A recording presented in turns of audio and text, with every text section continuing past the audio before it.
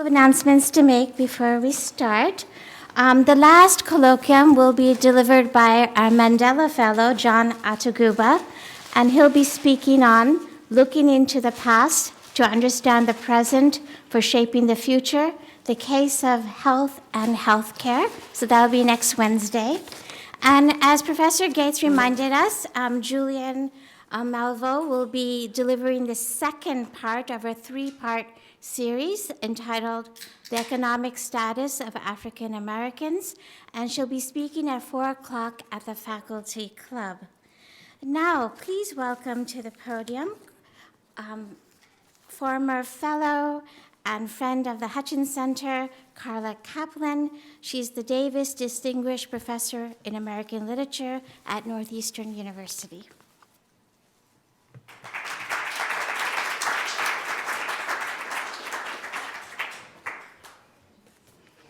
Trying not to put this on Candacy's computer here so I don't make a mess. How are you all? I am really honored to get to be the one today to introduce Candacy Taylor here at the Du Bois Research Institute's Fellows Colloquium, my favorite place in Boston. Candacy Taylor is an award-winning author, photographer, and cultural documentarian. Through rigorous research and field-based inquiry, her multimedia projects, and I think many of you know them, explore race, class, and gender stereotypes while addressing issues of identity and also the agency and social meanings of place. She is the founder, as many of you know, of Tailor-Made Culture, the projects of which are grounded in truly keen scholarly research, and she has that extraordinary knack of putting her finger on the pulse of the most important and pressing contemporary issues while giving them the widest possible social and historical context.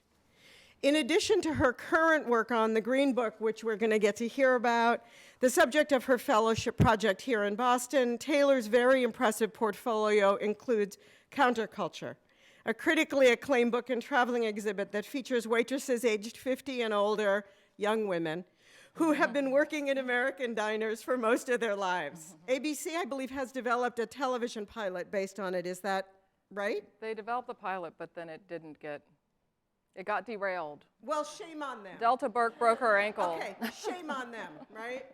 American Roots, another award-winning multimedia project, examines how hair intersects with culture and identity in the United States. Candacy writes, whether it's an upscale salon in Midtown Manhattan, a Supercuts in suburbia, or an abandoned building in the hood, the beauty shop is an institution rooted in rituals as diverse as America.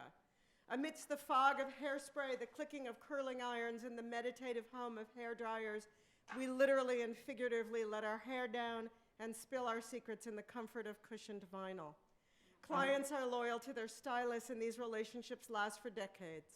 It's a place to tell stories, listen, be heard, get advice, and a dose of courage to walk through life's challenges. American Roots looks at how the rise in biracial and mixed race populations is changing not only the way we look, act, and see, but also changing hair texture.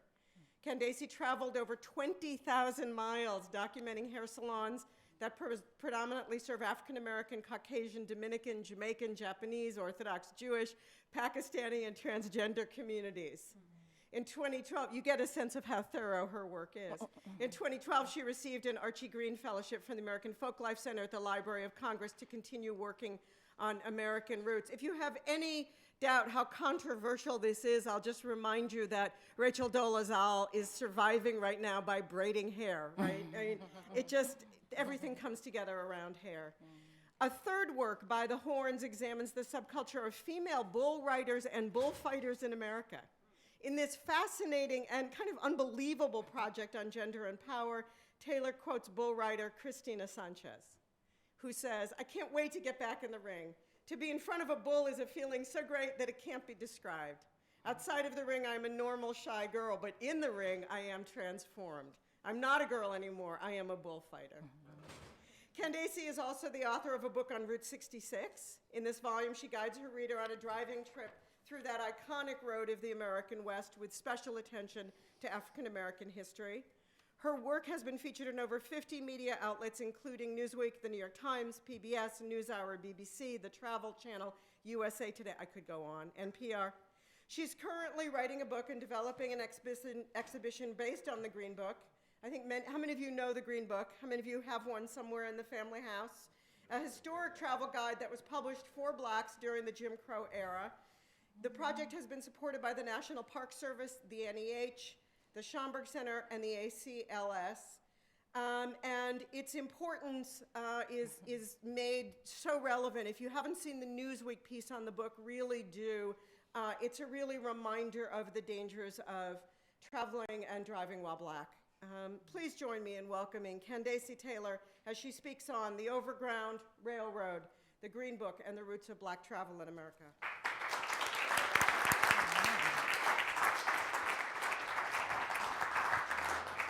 Wow.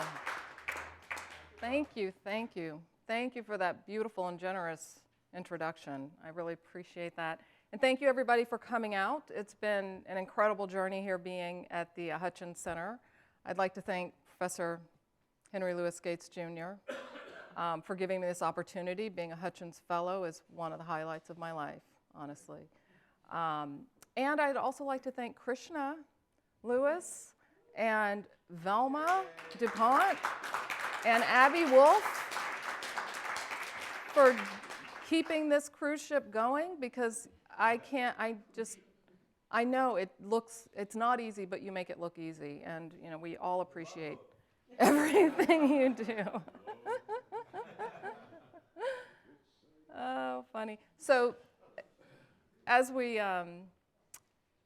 it's already been mentioned, though, I've been doing this work for about 15 years. I traveled over 300,000 miles in the 15 years documenting everything from bullfighters to waitresses to hairstylists. And I stumbled on the Green Book really by accident. I was writing a travel guide on Route 66. I was at the Autry Museum in LA, and I found one just tucked under glass in a corner. And I'd never seen it. I'd never heard of it. I was completely shocked. I ran home, talked to my family, and said, do you know about this? Have you heard it? This was probably 2012, I think. And nobody in my family had heard about it. My stepfather, who grew up in the South during Jim Crow, he said, I knew there were guides, but he didn't really know about the Green Book specifically. Can I see a show of hands of how many people who knew about the Green Book before, in the last few years it's been more popular, but before, like around 2010? Yeah, how many people? Great. For those who are just learning about the Green Book, this was a travel guide. It was published for Black people from 1936 to 1967. And it was created by Victor H. Green. He was a postal worker from Harlem. And he modeled this guide, pretty much guides that were made for Jewish people to travel the Borscht Belt. So that's where he got the idea. And pictured here is a 1937 edition. And the Schomburg Center for Research in Black Cultures, where I had a fellowship before I came here to the Hutchins. And we believe that this is the first published guide. Even though it says it started in 1936, we can't find evidence, we don't see any actual copies of that. So we think that it was established in 36 and that this is the first published guide that was printed. And people called it a AAA for Black people, but it was really so much more, because it went far beyond the traditional gas, food, and lodging options.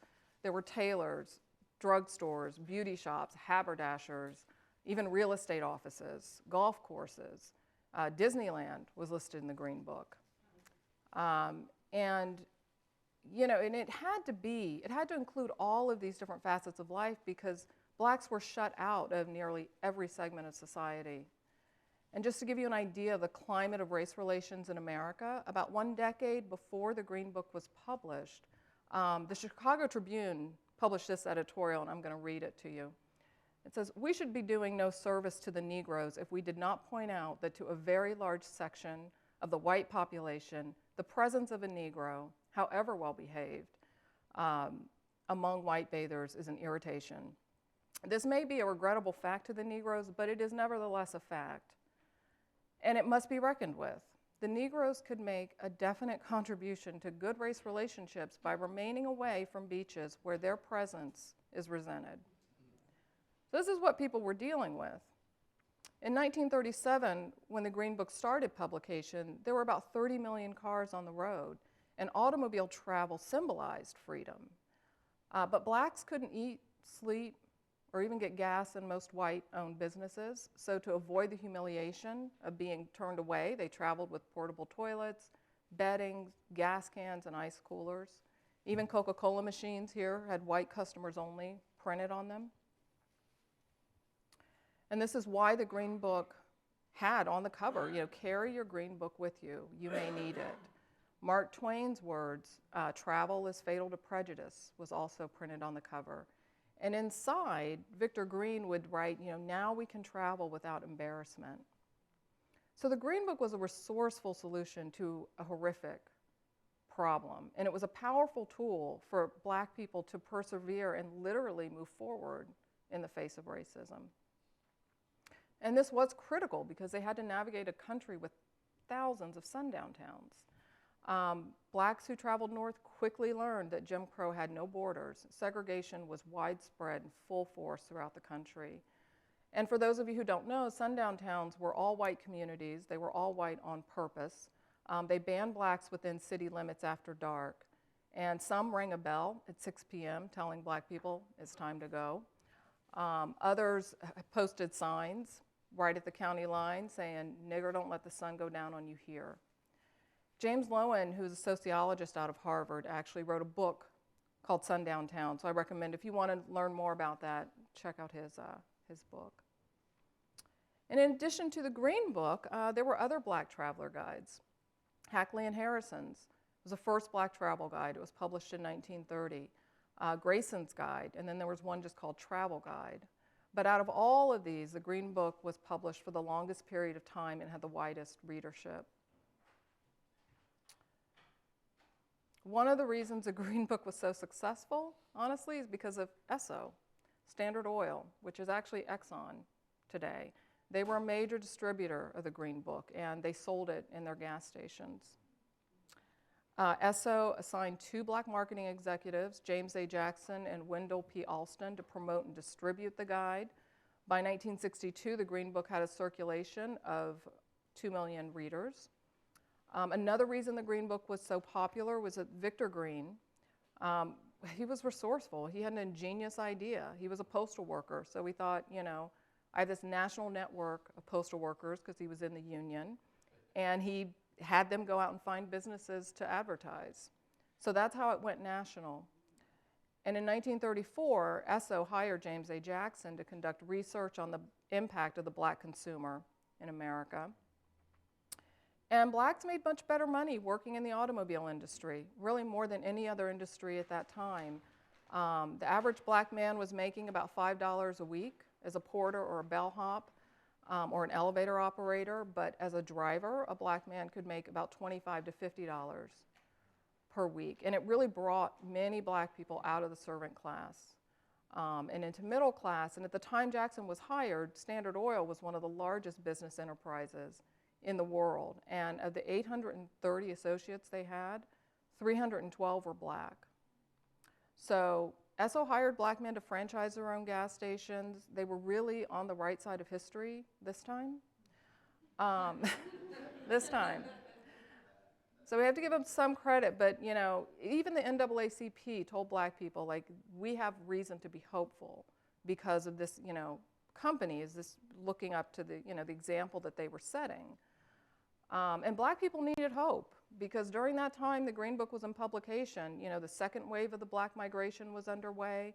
More than 1 million blacks had left the South during the time the Green Book was published to find better opportunities. But not all black people were traveling to escape poverty, right? There were some who were just middle class and wealthy and just wanted to have vacation like anybody else.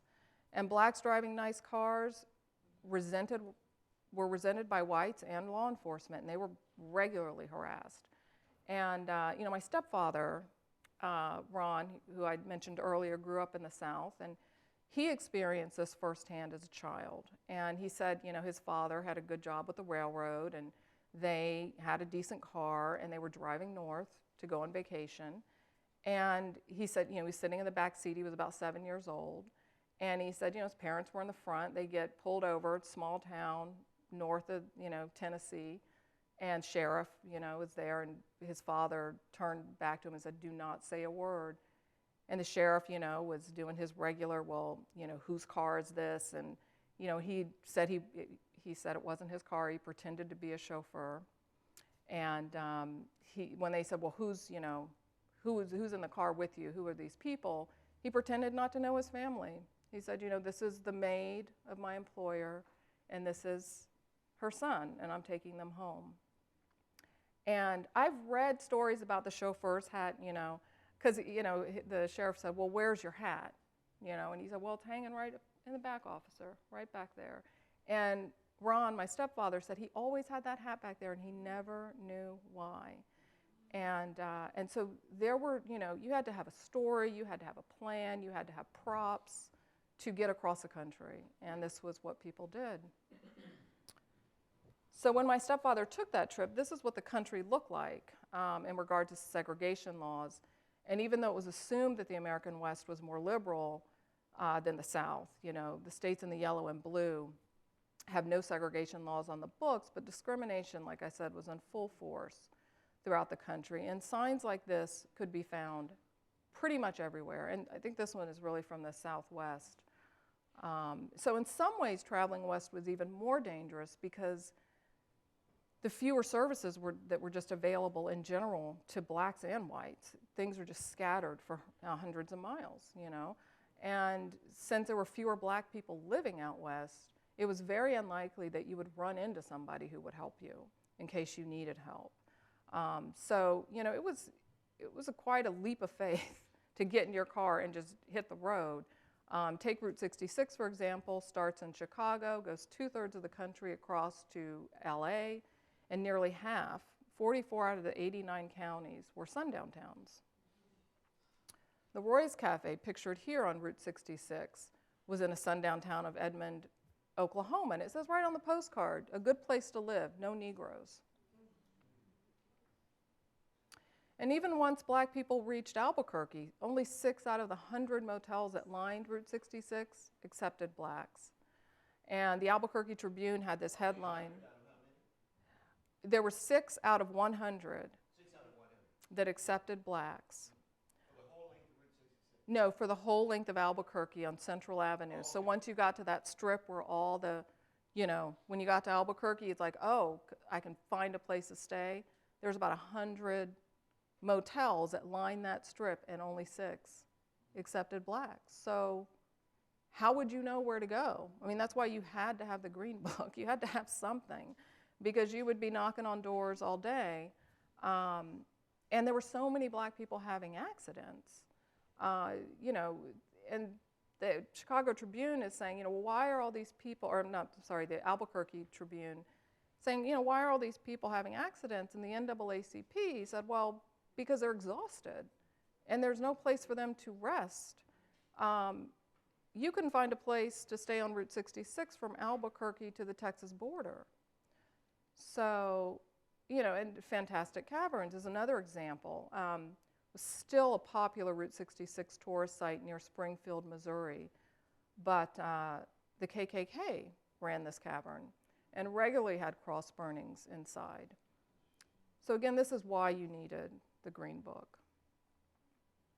Other places that black motorists found that were coded, they would avoid these places with 3 Ks in the title. And they felt like this was coding for, the KKK. But anytime you see cozy, misspelled, or cottage, or camp, that's what we think these were. And despite the dangers on the road, millions of people still jumped in their cars, and took a road trip. And it's so incredible and inspiring to me, the people who made that choice. I'm also tremendously inspired by the Green Book sites that are still standing, because they range from modest tourist homes to lonely nightclubs, pictured here, and lavish hotels. These sites of refuge play a critical role in revealing an untold story in the African American experience. These sites of sanctuary represent the struggle and the triumph of finding a warm meal and a safe place to rest. This tourist home is in Douglas, Arizona. It's about 2 miles from the border, the US-Mexico border. And the fact that we have these buildings as physical evidence, right, of racial discrimination is a rich opportunity to re-examine America's troubled history with segregation, black migration, and the rise of the black leisure class. Roughly 10,000 businesses are listed in the Green Book during its tenure, and most of these businesses were owned by black people. You know, this is a powerful display of black entrepreneurship. One of my favorite Green Book sites is the Dunbar in Los Angeles. It was built in 1928 by a man named John Alexander Somerville. He was a black dentist. He was tired of being thrown out of places for being black, so he built his own hotel. And it was reportedly the first American hotel built expressly for black people. It was so special, they called it the Waldorf Astoria of Black America. And it wasn't long before the Dunbar became the social and cultural hub for the black intelligentsia. W.B. Du Bois stayed here. Cab Calloway, Billie Holiday, Duke Ellington, Sarah Vaughan, Count Basie, Ella Fitzgerald. You know, they were regulars. A legendary East Coast Green Book site is the Shearer Cottage in Martha's Vineyard. This is more kind of local territory, so you might know about this one. Charles Shearer was born a slave. He turned this cottage into the first inn for black vacationers on Martha's Vineyard. And like the Dunbar, the Shearer Cottage attracted the black elite intelligentsia, artists, judges, lawyers, celebrities. Ethel Waters, Madam C.J. Walker, Reverend Adam Clayton Powell Sr. is pictured in here. And one of the most unusual Green Book sites was Murray's Dude Ranch. It was billed as the only Negro dude ranch in the world, and I'm sure it probably was. You know? It was a 40-acre ranch right on the edge of the Mojave Desert. Black and white celebrities loved Murray's. Boxer Joe Louis brought his entourage. Lena Horne had a hopper. Clara Bow were regulars. Pearl Bailey bought the property in 1955 and sold it in the 60s. And sadly today there's no physical evidence that Murray's Dude Ranch ever existed. But you know, it was one of the first integrated places in the area where black and white children played in recreational spaces. And given the Chicago Tribune quote I read earlier, this was special, you know. It was unheard of, even in California, that you would find this. And you know, Pasadena, suburb of LA, had a pool where they would only let black people swim on quote unquote International Day. And it was the day when it was the dirtiest, right before they would clean it. And that's when they would open it up to blacks. And then they'd assure the white people that, you know, we're going to sterilize it before, you know. It was horrific. But this is what's left. This is all you can see today of what Murray's Dude Ranch was. But there were just over 100 Green Book listings in the Boston-Roxbury area, and that's why it's so great for me to be able to come here at the Hutchins Center and do this research in this area of the country. What's interesting about Boston is there were virtually no listings in Boston proper. So it was pretty much the South End and Roxbury. Cornfield Pharmacy here has been in business for over 100 years. It's still standing. Slade's Bar and Grill is a Green Book site. It's been serving black travelers since the 1930s. It's one of Boston's oldest black-owned nightclubs. It was owned by the Celtics, you know, legend Bill Russell. Joe Louis also was a regular here. Charlie's, legendary Boston Green Book site. Huh? Yeah, it is. I just took a picture of it. Yeah. You got to go. They have good soul food. Yeah, it's still around. This is Charlie's, opened up in 1927, closed in 2014, was open for 87 years, and it just reopened last year. And this is a legendary place. It's one of the few places where black jazz musicians could find late night food after a gig. And here's a photo of the owner with one of his first customers when the shop opened in 1927. And thankfully, Charles just reopened last year, and Obama had to have his cheeseburger and fries too, so. And here's another Green Book site that closed and recently reopened. It was Clifton's Cafeteria, located in downtown Los Angeles, underwent a $10 million renovation. It's pretty fabulous. If you go to LA, check this place out. Possibly the largest and most unusual cafeteria in the country. 5 stories of history, taxidermies all over the place. It's huge. Has this giant fake redwood tree rising up through the center. In the evenings, they serve absinthe at a bar with a 250-pound meteorite sitting on it. It was originally owned by a man named Clifford Clinton. He was an incredible humanitarian. He had seen abject poverty when he traveled to China with his parents as a missionary. And he could not accept that a country, America, this wealthy, would allow people to go hungry. And so he swore that when he opened up his restaurant, he was going to feed everybody, regardless of their ability to pay. And he wrote right on the menu, pay what you wish. He gave away so many free meals. He had 5-cent meals for people. This was a Depression-era restaurant, and he still made a profit. So somehow he figured it out. I think it's inspirational, and I hope more businesses can look to that business model as just, it is possible to do. And although some Green Book sites, I'm sorry. I was just saying, I grew up in LA, in the LA public schools, and it was literally like an official school trip. Wow. To go to Clifton's? Yeah, there's nothing like it. There's nothing like it. Yeah. And they renovated it, and I thought they were going to ruin it because it was closed for many years, and they kept saying, oh, we're going to reopen, and they never did. And when they did, I was proud. I mean, they retained some of those, core, like the chipped, tiled floor in the cafeteria area is still there, and yet there's these other kind of fabulous, more modern moments. But they did a balance. They did okay.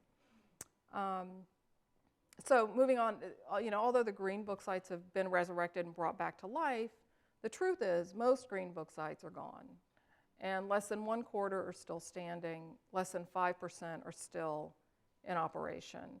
For example, my last trip, I drove from LA to New York, and I scouted about 900 Green Book sites on that trip, and only 26 were still around. So that gives you a sense of, when we find them, it's very exciting. I get out, I jump up and down, and I act like a crazy woman when I find one.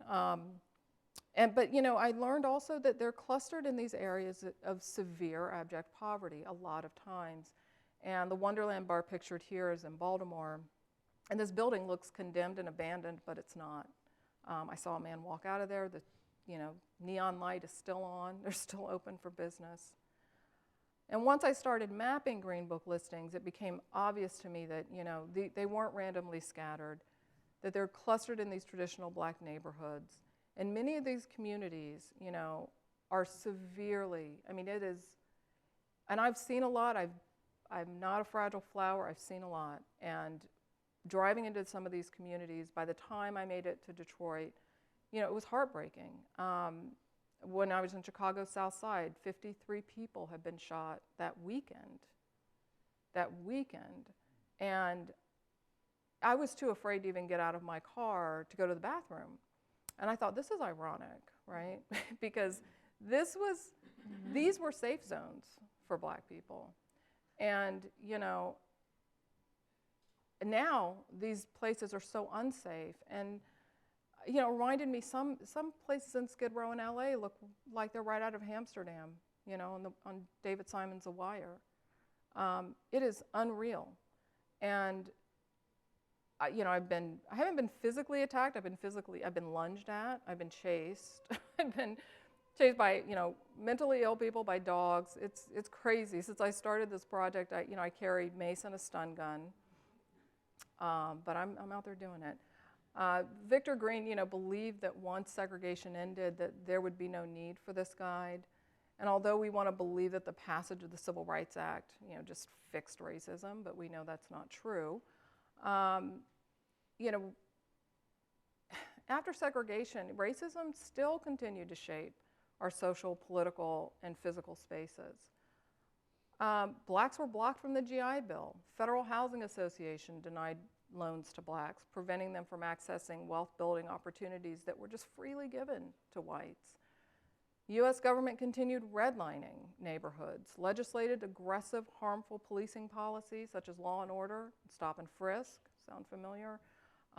Which has led to the incarceration of nearly 1 in 3 black men today. And this is part of the reason why these sites, why these safe zones have changed in a lot of ways, and not for the better. I've been questioning racial equality since I was 7 years old. I was in 1978 in Houston, Texas, riding in the car with my mother, wondering, we were riding through sugarcane fields, and there was a chain gang of black prisoners. And I thought, why are all these black men in chains? Like, it was so startling to me as a 7-year-old, thinking, and I said to Mom, Mom, I thought we learned that slavery was over. Like, they taught us that in school, that slavery is over.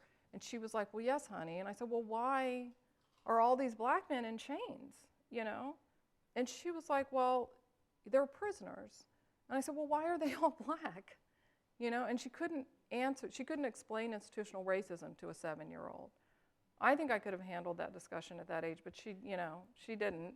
And, but I knew it was so painfully obvious to me at that age that something is very wrong here. And I've been questioning the existence of racial equality ever since. It's pretty obvious we're still struggling with this issue.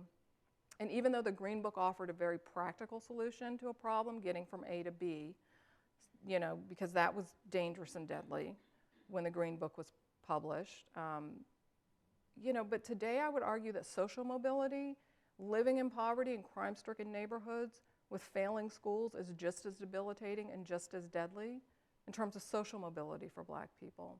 So it's different, but it's not so different, right? I mean, you don't have to worry about, I guess, a KKK cross burnings at Fantastic Caverns. There are things that have changed, but we are still seeing widespread discrimination. Airbnb and Uber is at the hot seat right now. And this isn't based on anecdotal stories. This was a comprehensive Harvard study that found clear evidence of racial discrimination. Black Airbnb customers going into a house, going into their rental and being arrested for breaking in to their rental because white people would, neighbors would say, there's a black person breaking into that house, and the cops would come and arrest them.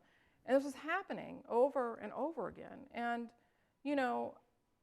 in response to this, Noir B&B is because it's a kind of an Airbnb for black people.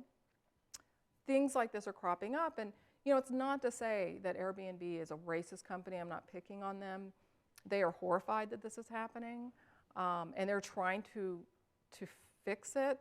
But given that we live in a country with this legacy of racism, how could they not see it coming?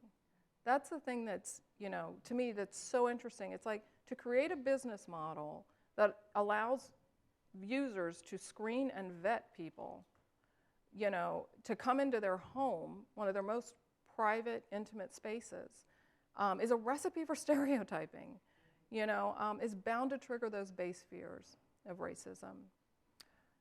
Another example that racialized travel sites are still with us, remember the KKK coded restaurants? Well, this one is still in operation. It's in Noel. This is a t-shirt logo that the servers wear. I got caught eating at the KKK. And the Somali immigrants are definitely not welcome there, and they know it. So clearly we have a problem, and it's time for us to get honest about our past and current relationship with white supremacy. So I'm thankful that I get to do this project because it's a transmedia project. It will consist of a book, a traveling exhibition, a board game, and an interactive digitized map. And the map will trace the history of physical and social mobility of blacks in America. Ultimately, it will examine what equality looks like. Migratory routes from the Underground Railroad to Green Book sites will be mapped, along with lynching sites and sundown towns, current KKK chapters. Users raised in or near a sundown town, you can type in your zip code and see. Maybe, you were raised in a sundown town if you're white and didn't know it. I'm in talks with the Smithsonian Institution Traveling Exhibition Service about developing a 3,000 square foot exhibit that will travel the US for about 3 years. The exhibit will act as a site of historic conscience and repository of public memory. Ultimately, the exhibit will redefine sanctuary, right? The agency of place and the story of race in America. And the book that I'm writing, which is part of why I'm here doing the research at the Hutchins Center, will provide new research documentation, historical narratives, statistical data, outlining the Green Book properties. I'll employ qualitative and quantitative methodologies to analyze and catalog Green Book-related ephemera, materials from advertisements, ledgers, menus, sign-in sheets, marketing materials. I'm also developing a Green Book mobile and walking tour that would accompany the exhibit, because some of these historic Black neighborhoods are pretty, Harlem is a great place for walking tour of Green Book sites. South Central LA also. So I'll work with city officials and historic preservation committees to develop the tour. I've already started working with the LA City Planner to begin the process of designating Green Book sites as cultural heritage sites. Yeah. So my ultimate dream is that the walking tour will bring this historic and cultural value, right, to these communities. And the program would employ, this is my dream, it would employ local residents, teenagers, former inmates to do everything from rehabbing sites, staffing Green Book properties as tourist sites, and subsequently create jobs for those who would otherwise have few employment options. So in conclusion, I would like to again thank Harvard University and the Hutchins Center for this prestigious fellowship and for this opportunity.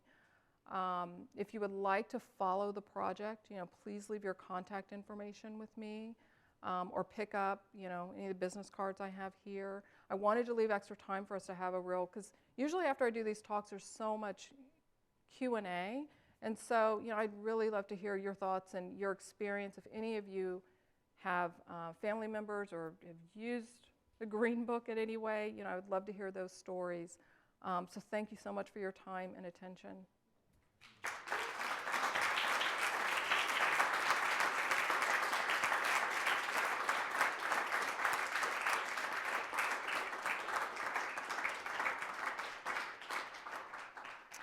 So there will be a mic that's passed around too, so I guess. Oh, I love that, and I love this whole project. And as you know, we filmed that, and we put Isabel Wilkerson in a 1934 Buick, and she and I drove along talking about the Green Book and many rivers to cross. It was great. Talk about the class differences within the Black community. When we think of the Great Migration, you think of a whole bunch of Black people boarding trains or buses, not getting in a car looking for a motel, right? So this obviously was for middle-class Black people and, I don't know, the top end of working class. Poor Black people were not in cars driving across the country, staying at these motels, right? So how does class, I'm just interested in who would get it, who would actually be traveling, blah, blah, blah, blah, blah, within the Black community, because, Yeah, you had to be able to afford a car, exactly, and gas exactly. to do. It's interesting because the Green Book was actually, distributed by Exxon, right? So you could get it at the gas station. So the access was there, but a lot of Black people who were traveling north, either for jobs, sometimes would borrow a car, and the tourist homes that were listed in the Green Book were really critical because they were just literally, you were just staying at somebody's house. So anytime poor Blacks would travel, they would have to know somebody, right? That's the only way you would be able to go, or you had a shoebox lunch, But you're right, it mostly was a middle class. You had to have money to have a car, you had to have money to go on a trip, but there were a lot of Black people who were fleeing the South to look for work. And the Green Book, because it was a quarter back in the day. It went up to $1.50, I think, by the 60s when it was still very accessible, and families had them because it was, and I think maybe just for aspirational reasons of, again, if you were listed in the Green Book, a lot of people who maybe didn't have money to travel would list their homes, in the Green Book. It was kind of a community effort to keep people safe on the road, so it was more than just a travel guide. And, but, clearly there were definitely, it was for wealthy people. Some of the, the Bel Air in LA, the Bel Air Hotel, one of the most exclusive hotels in the country. But I think people like Sammy Davis Jr. or, Duke Ellington, people that were kind of coming off of the Chitlin circuit and saying, hey, and there were some owners of these places that said, yeah, we should serve black people, and they should be in the Green Book. So what's interesting is the Green Book covers so many different types of businesses, rich to and poor. Mm-hmm. Yeah. So if somebody has, I don't get to one pick. Quick question, because you it's mentioned the the entertainers, and some of the most harrowing stories I know about travel are in the history of jazz musicians trying to travel around the country on buses and different ways and not having places to stay. So I'm just, can you say a little bit more about the traveling artists that you found catered to in the Green Book? Well, what's interesting is because of, especially the jazz greats, the Chitlin circuit was very real. And traveling throughout the South and other areas of the country were very dangerous. And the stories were that you'd get to go in the back, right? If you went to a certain restaurant, you knew that they would serve you, but there were rules. What made the Green Book so liberating was that it took the Chitlin circuit out of that, well, let's just kind of covertly see where we can go. So we have this guide that shows us exactly where not only we can go, but there's a community of people who are excited to see us, right? So I think that was the flip side of, instead of, and that there's something about the Green Book that was really interesting to me. It wasn't, the Jewish traveler guides that inspired Victor Green to do the book were really written in this way of like, this is a scary thing. We have to protect ourselves, and we have to, but the Green Book was written in this different spirit of like, let's just enjoy America like everybody else. And to hell with, all the things that could happen, we're just going to do this anyway. And so I think that, again, with the like that covert nature of like figuring out where you can go versus this is where I'm going, And so in that way, it was really inspirational and liberating. Go ahead. First, I just want to thank you for this amazing work. I think this is going to be such an important project. One of the things I discovered working in the New York Public Library on the 1920s was an enormous cache of mostly regional travel books. And I didn't realize that in the 1920s, most travel books were very segregated.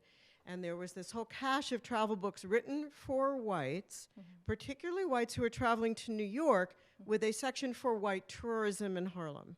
And as I'm sure many people know, there were tours of Black Harlem. There was a vogue for blackness. There was a fascination. And in fact, some prominent figures gave tours of Black Harlem. Zora Neale Hurston did it for a while. So, I mean, some people, really prominent people made some money doing this. And it precedes the Green Book by a little bit, but it carried into the 30s.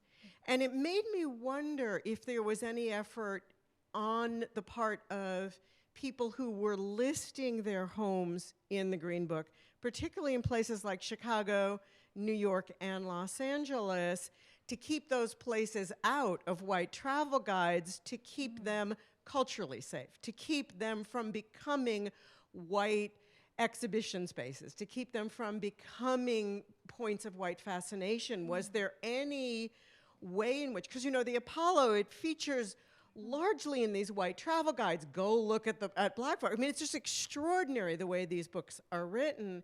And I wondered if people who were listing in the Green Book had any sort of resources to try to keep that phenomenon at bay a little bit. Not to my knowledge. That's an interesting conundrum, right? I think, especially with, there were so few black hotels, right? So to stay overnight, it was really a tourist home. So I think that would have been a little too close for comfort for the white people who were going to come to that neighborhood. So I don't think there was any question that, people were going to do that. But of course, food has always been the race equalizer. So, and a lot of these rib shacks and places were integrated, even if they were owned by black people, because white people would go to further lengths to have the best ribs or the food.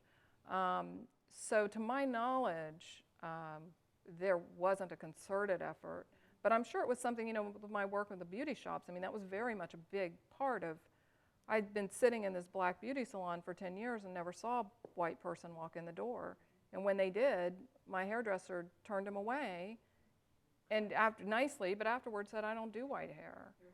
And I thought, oh my God, am I in like this separatist, universe I didn't know about? But that's what started me with the hair project, because I was so curious about, what does that mean? Like, why, what is she protecting? It wasn't that she was racist, but she's protecting this environment and the culture and the conversations that happen in this environment. So, so I haven't come across anything like that, but I would love to see some of those white traveler guides and see maybe if there's some overlap of Green Book sites in there. That's. Yeah. They should be mapped in some. Yeah, thank you. I would love to see that. Great question. Candacy, thank you so much for such a rich talk, and I feel like I could ask you 1,000 questions, so I'm going to limit myself. So I have two questions, and they might be interrelated. One is, do you know if families had multiple copies of the Green Book? Because I'm thinking about, I keep all the travel guides I've ever had, and I'm always interested in how the editions change over time. So was this something that families were keeping and updating and kind of building their own archive, or is it people would have one copy and that one copy would serve them for a long stretch? And the other question has to do with, it's not surprising that a lot of these places are gone, and I'm curious if these were places that were particularly targeted by municipalities in the 70s and 80s, when you had all of these towns and cities kind of focusing in on, well, we have to, improve and this, that, and the other, that this is what they really went for. Not just that they were black communities, right, but that they were communities that sheltered travelers. I don't know if that's as easily located, but I'm just wondering about that. Great. Yeah, the first question about basically going into the, I'm sorry, what was your first question? Multiple copies. Multiple copies, yeah. To my knowledge, this is not happening because it's so hard to find any green books. It's like they really weren't valued and they changed every year. Obviously, they were out of date, and something so serious, you needed to have the latest version. So my sense is that they would get rid of the other one because it might, lead you to the wrong place, or it wouldn't be current. And when I was at the Schomburg Center with the head librarian, we just racked our brains about, like, how many of you have a AAA guide from 1984? Like, it's unusual that you sign them. You might, she might,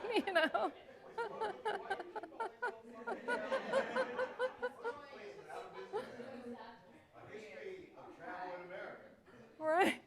I see why you find the value in it, but for most people, they just threw them away, and we've been trying to find. The last one that sold for auction, the Smithsonian asked me to help them find a copy. It took a year, and I found copies that people would loan them, but not that they could purchase. And when they finally found one, it was sold at auction for like $22,500. So How much did one go for at Swan? I saw that email. I don't know. It went for a lot. Did it? 30,000, 20. Was it? Let me Google it. Yeah. And every once in a while they pop up on eBay for a few thousand, but and now that the project has gotten more popular, it's even more difficult. So my sense is, part of the strategy around marketing in terms of getting this project out there, I thought if people in lower income neighborhoods realize they might have a $20,000 book in there, go talk to grandma and see what you have, because it's a very coveted, you know, it is a rare thing to find. So my sense is that, yeah, that they didn't keep them. And what was your second question? It had to do with whether these places were especially targeted. Oh, right. You know, the biggest change, obviously, you know, the freeway systems are really what decimated the black neighborhoods. And I have an actual photograph of just, there's so many Green Book sites where the freeway is right now. And that's really essentially, you know, what happened in terms of the 60s and how these neighborhoods changed. Obviously, there's, you know, lots of hospitals and libraries and urban redevelopment and all these other areas, project housing that took them, but not targeted in a way that just because they were safe zones. It's really just, you know, movement of what we like to call progress in this country, but that's complicated, right? Next question. Hi. Thank you so much for this. This is wonderful.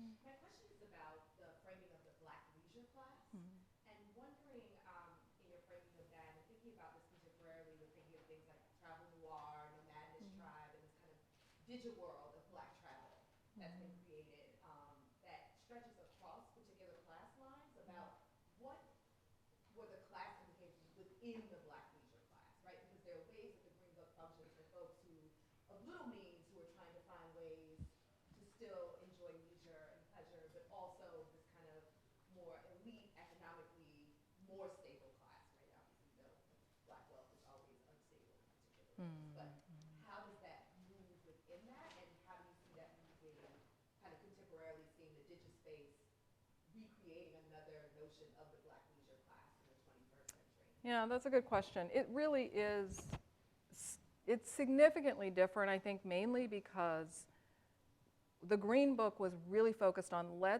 we've been denied this part of America, and so we are going to engage, and we're going to show up, and we're gonna, I mean, there were a lot of traditional, like the Chicago, and the Green Book had articles, you know, in cities.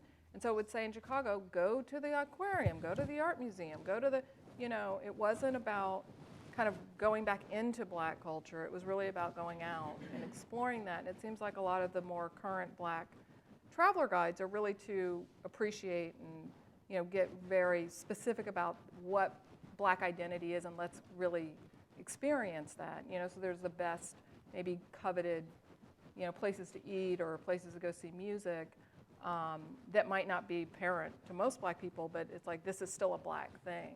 Whereas for the Green Book, especially during that time, it was really about let's try and break through that barrier and not be hindered by this wall that's been put in front of us. You know, we're gonna go over that. So, yeah, and it's interesting with what people are doing now. You know, with Black Noir, and I think it's kind of it's bittersweet, you know, but it's where we are. Hi. At the Swan, for those of you who don't know, Swan Auction House in New York has the biggest sale in the world of Africana or Afro-Americana, whatever the adjective on it. Black. Africana, no, that's not an adjective. I'm wrong. That's an Anyway, it's over $22,000. That's the bottom line. It was expected to sell between 7 and 10. This was just 2 weeks ago. And it's over $20,500. 1941 edition. Wow. So how many of these you have? I don't have one. I don't have one, unfortunately. I just have facsimiles, so I will have one day. But yeah. Do you have a catalog of who's got them and what issues are available? Is there a catalog in terms of how many? Well, you can go to the Schomburg website, and if you type in NYPL, New York Public Library, I got you, and the Green Book, and all the editions that we have will come up from 1937 to 60. In the library, but you meant for sale. No, I meant libraries. Just Oh, you meant, I'm sorry. Yeah. My Yeah, so yeah, if you want to really get a sense of what these look like, they're all digital, they're digitized, and you can download actually, the high resolution versions of each sheet. So it's beautiful, and it's great that they've made them apparent. Go. Hi, my name is Christina, and I thank you for creating this space and what you've done. And I've heard of the Green Book for a while. I've heard the stories, and one thing I want to point out, you said, you know what, ask your grandparents, ask your aunties. But the thing about the Green Book and what resonates for me and what you've brought back is Black America, we are American. So what's interesting, there's not enough information besides photography about Blacks going out to have picnics, just like white folks did here, and going out getting dressed on Sunday, and going out and going across town, or go visiting a new place and traveling, middle class working America during that time. And yes, it's important that there's a lot of darkness in this country and a lot of issues of pain that we have addressed and we need to continue to examine, particularly today. But what's interesting here is just seeing Black folk having a good time. We Americans too, and it wasn't. I think for that, it's also brought in the sense of community. You could go somewhere and have a home cooked meal, get jazzy and classy, or just go on the Chitlin circuit around their way. So thank you, and I will inquire more on my own time. I won't take up all that space, but the importance of narrative and story, and for me in this generation to have this, and the Schomburg and what you all are doing, and this being free, accessible. So I hope that calendar comes up soon. Oh, thank you for your thoughts. Thank you. I have a quick question as well. Sure. First of all, amazing work. I think what you're doing is incredible for helping the historical narrative in this country, which has been very exclusive for a very long time. And there is an initiative now to change that. My question to you has to do with national heritage listing, local heritage listing, and to what extent have you found there any impetus behind a national movement to have the Green Book sites heritage listed at the national level or local or state? Yeah, good question. I did research that, and I found that it's way too complicated for national, and it's not really the point in terms of, because the Dunbar is actually a National Historic Register for other reasons, but it also happens to be a Green Book site. But because especially so many of these are, smaller business owners, there's so many restrictions on what they can do, if they need to update or if there's anything that's broken. There's so many restrictions on, and it's expensive to maintain a national heritage site. So that's why I've been working with city planners, and LA was really helpful in this regard to help find a way where, you work with different preservationists and they can say, oh, we can bring value and we can make sure the city and the state knows that this has historic and cultural value, so that if there's going to be something that happens to that building, it at least gets somebody's attention to saying, hey, maybe we don't want to tear this down. They still can, of course, and it doesn't really, but I think the more that the Green Book, gets out there, and the more that, these will be mobile apps and walking tour apps, and it is a part of, American history, not just African American history, that we can, make sure that they're valued and that they are, and obviously if the people come, then, that also helps make sure that we keep them. Is there another question? Hi, Dr. Professor West. Testing. Yeah. Thank you so much for this marvelous presentation. I was taken by the quote from Mark Twain, travel is fatal to prejudice. And I was thinking about in relation to some of the canonical texts in American literature that has been preoccupied with mobility. Could you think of the Huckleberry Finn? The Mississippi River is really a highway that moves. And Huck has to question and interrogate things. There's a wonderful line in Herbert Melville's journal where he says, travel reinforces a skepticism. Oh. So it unsettles us because it shatters our provincialism, it shatters our parochialism. You have to encounter something, and this is the very origins of theory associated with Hermes, where you're moving all the time, and therefore you have to interpret. He's also the god of hermeneutics. You have to interpret things because you're dealing with something that you're not used to dealing with, the unknown, the alien, and so forth and so on. And this is certainly the case with, Emerson talks about truth is on the highway, which comes right out of his essay, Experience. Truth is on the highway. Now, Emerson you don't get more exemplary in terms of America, especially on the vanilla side of the country. So my question is, when it comes to what's happening for black people on that highway, do we have any reflections of folks in their journals who were talking about how they were wrestling with the alien in those cars, talking to one another? Because I do think we don't want to fall into the notion that black folk do things because white folk doing it. See, we don't have fun because white folk having fun. Well, we don't travel because white folk traveling. We don't go to Disneyland because white folk go to Disneyland. We go because we want to go. Right. And if we don't want to go, we don't go. Right. You know what I mean? So we are self-determining people. Right. And if we happen to do things that's similar to white folk, that's cool. If not, that's cool too. So the question becomes, how do we gain access to that knowledge? That's a good question. And you got to get some of those voices in those cars, what took place when they arrived at the home.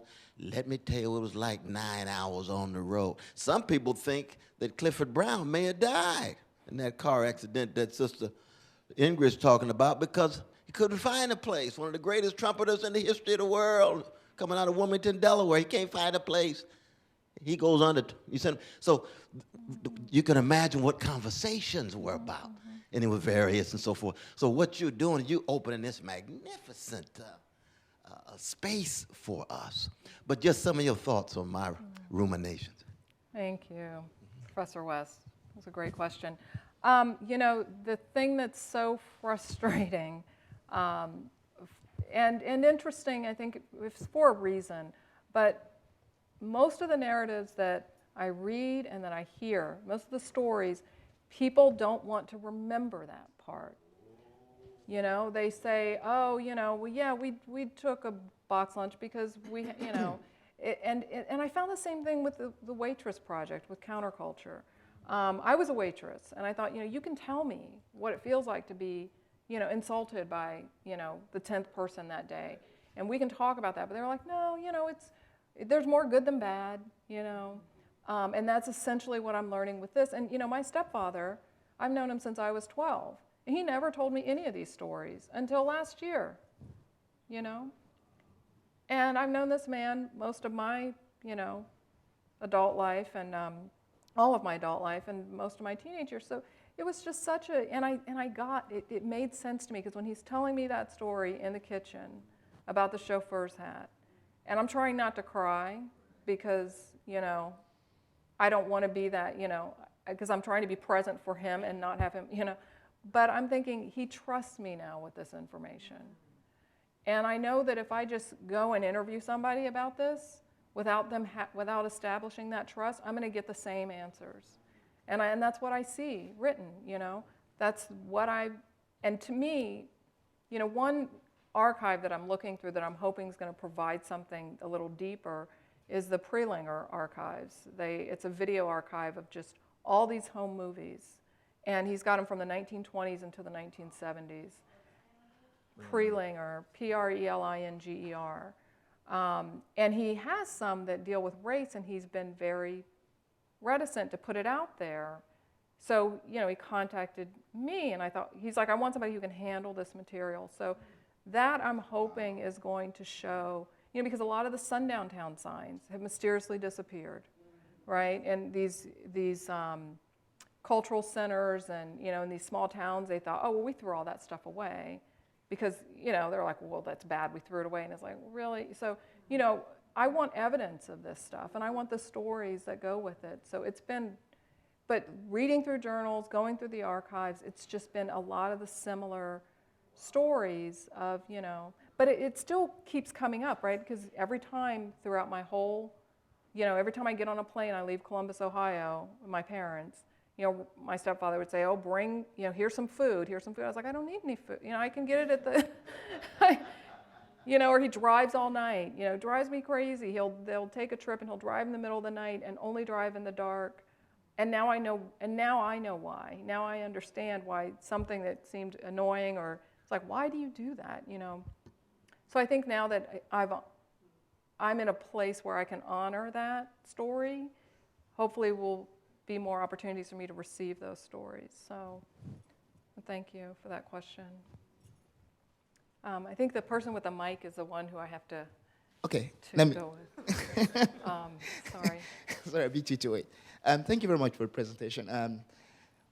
What fascinates me most is the fact that the book has a name that is green, okay?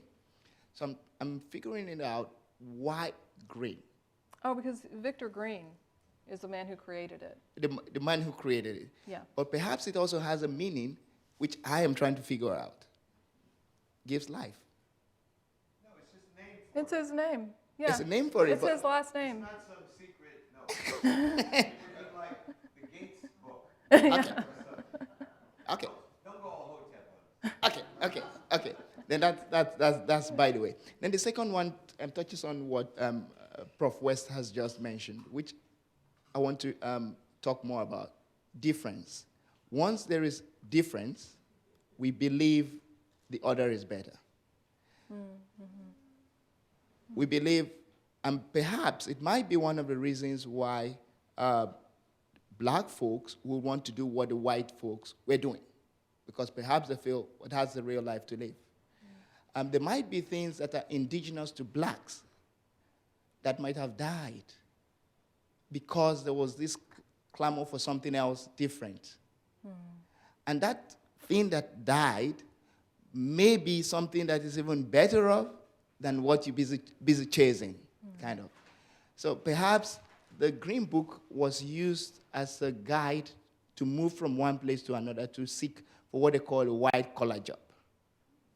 A white-collar job, if you come to Africa, where we come from, is a job that has been created by the whites, where you wear your tie and you have to sit and you have to be dressed in a certain way to be accepted as a banker, as a lawyer, as a teacher, as a, you know what I mean? So if you're not dressed in that way and you're dressed in the way your forefathers used to dress, you can't be taken seriously as a lawyer talking.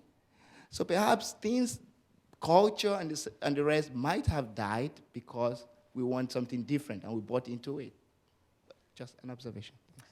Yeah, I mean, I think, we always have to keep in mind the years that the Green Book was in publication. Those decades were very significant in terms of, it actually took a hiatus in the 40s. From 41 to 47, it wasn't, the edition came out in 47, so from 41 to 46, it wasn't in print, because the war was going on, but, the soldiers were still segregated. There was still so much happening in terms of being shut out of a major part. I mean, to just go to see one of the, Yellowstone Park or something that was, it's not just because white people were doing it, it's because Yellowstone is a phenomenal,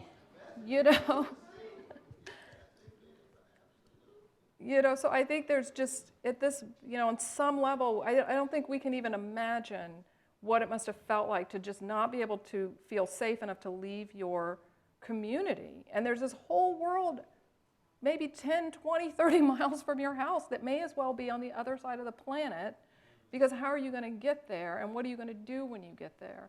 So I think that, it's not that just white people were doing it, it's just that everybody, it's something that would be of interest to any human being, period. And that's, so that's my answer to that, so. Oh, hi, I can barely see you. Candacy, thanks so much for the straightforward way that you've presented this material. This is soul-bruising work. I think that deep humiliation is the last thing that anyone wants to relive. And so I also want to thank your stepfather for telling the story of what he went through. I have a few questions. I'll just go through them and you can answer them or not as you see fit, if that's all right. But first, the quartet of photos at the beginning, are those yours as well? The bullfighter and that's your work as well. Amazing. Wow. Thank you. So one, I'm wondering if the Jewish tone compared to the black tone that you detect has to do with perhaps a Jewish fear of discovery that black people would not have suffered, that Pearl Bailey would not be admitted to a hotel on the road, but Michael Landon, if he didn't say I'm Jewish, could get in anywhere. So I'm wondering to what degree that Jewish tone you detected of fear has to do with perhaps a Jewish fear of discovery, of being Jewish, and then wondering what happens next. It's something that black people wouldn't have had to deal with. I'm wondering if there are green guides or similar guides in other countries, in other places, if there are other places where black people had to deal with these kinds of issues on the road as well. I was wondering if you had any more information or could say anything about the rest of Victor Green's life, and or if his descendants or family know about your work or if you're in contact with them. Yeah, great questions. And then one last thing, please. I'm gonna have to write it down. One last thing, please. Inquiry. One of our good fellows, Jackie Cook Rivers, also presented about this issue about parents not knowing what to say to their children about racism. Right. What would you have liked your mother to have said to you when you asked why are they all black? Okay, great. The first one about the Jewish stories, I mean, I really would be guessing, honestly. So I don't know how I can really give you a fully fleshed out answer about that, so I'm not gonna, other than speculation that you're right. I mean, having dark skin is the issue in terms of if you were just venturing out of your comfort zone or places that you're familiar with, and that is a reality that that you have. But being Jewish, it's like I don't know what that feels like to know something inside that you may be found out, or that's another level of anxiety that I don't know about, and I don't feel like I'm qualified to speak about that because I don't know enough about that. But I get your point, and I think it's an important one. In terms of other Green Book guides, to my knowledge, there weren't other guides that were published in other countries just for black people, but the Green Book did go international, and it went into the Congo.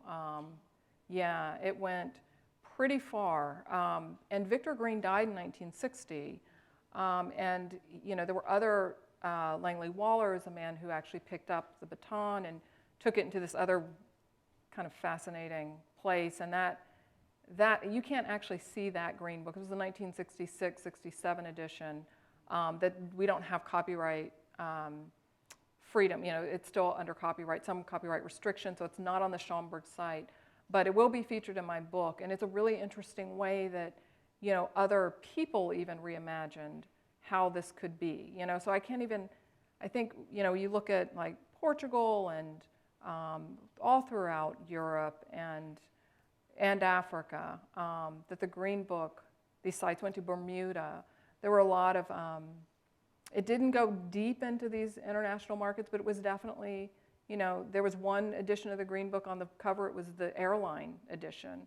And I'm wondering, do people just, it's like maybe it'd be better, if we just got on a plane and, it might be a better experience. So that's my thought about that. And my father, my stepfather, what was the question that he? Victor Green's relatives and what your mother would. Oh, what I would want my mother to say. Victor Green's relatives, what's landed into my lap, and she's not here. She just left. But as you know, Calvin Ramsey's doing a big Victor Green project as well, and he's kind of the godfather of this.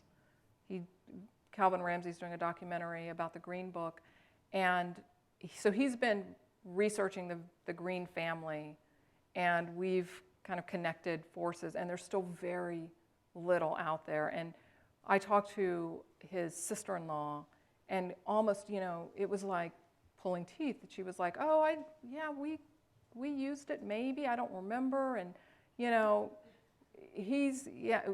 nobody in the family actually even talked about that he had this guide, or there wasn't this really, but I do have access to his niece, and this is a new development because nobody's spoken to her yet. and I'm having lunch with her next week. So, and she remembers Victor Green, and she remembers, she, I guess, was raised in the early years with him around. So, but other than the, you know, the basic bio that we know, he was a postal worker, we knew he was, you know, spent a lot of time raised in Harlem, also in New Jersey, and then he had this network of other postal workers. His wife, Alma, helped develop the Green Book with him, and I want to find out how much she really did, because I'm assuming she maybe did a lot. And that's definitely one of my biggest questions, is because he had help, and he had, but it was still a very small segment of his family. It did not, to my knowledge, and from what I've learned so far, it wasn't a family effort. Like, this was kind of something he did on the side. Then he had his own travel business, and he stopped being a postal worker. But in terms of the business model of how, you know, we know that he made some money, but, you know, he didn't get rich off of it. But finding the records of, like, the people who advertised and paid for advertising, to figure out really what the business model was. We know that it was essentially, it was really a critical service for Black people, for his people. I mean, that's where he was coming from. And the rest was gravy. But, and the question about my mother, you know, I'd want her to at least honor the fact that why it looked like slavery to me. I think I knew and even today, you know, if a child asks me that, I don't know, you know, how you really explain it, but I think part of why we are so in a state of, you know, frustration and shock and just, you know, we're just getting fed up with the way society is in our current political climate, is that what you see is not being valued as truth.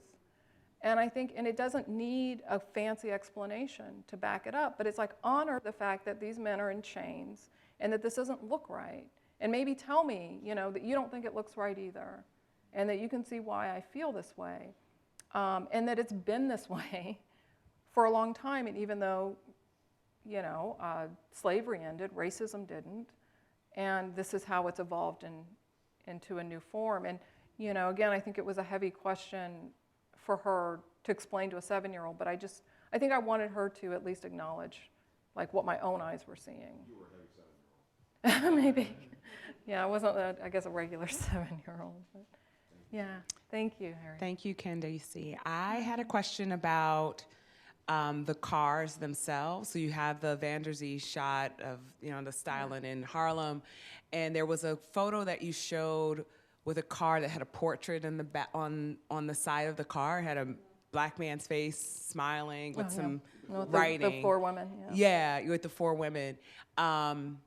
I'm curious whether there were tips on what kind of car you should drive, and the difference a car with a portrait on the side of a Black man is going to stand out if you're traveling long distances, more likely to get pulled over, right? Yeah. So I'm wondering whether there was you mentioned your stepfather and the hat in the back and having a story. What were the kinds of cars, or were there tips about what you should drive? Yeah, the Green Book was great in terms of, that's a good question, because, you know, I did a talk at the Peterson Museum, which is the biggest car museum in the world. And so I had a whole part about, you know, the cars. And the Green Books, there were several editions that had whole articles about the car that you could drive, and they were like cradled in rubber and this fancy suspension system. And, you know, it was advertised in the similar way that you see those, you know, the kitschy kind of suburban white, you know, family, whatever. But there was you know, they really paid attention to, like, this is going to last you for a while, and this is going to feel like velvet when you drive, you know. And so it was really about the experience of being on the road, and there's so many different, I think it was Ford, and there were a few that kept coming up, and every time a new edition would come out, there was like, we're excited, which also speaks to the class issue, because the idea that you could just buy a new one, this new latest version, was being advertised, and the way people, but they were generally, you know, Chevy, Ford, and no sports cars or nothing that was really you know, it was really about the family travel experience. And it was mostly about the mechanics, what it could do for you.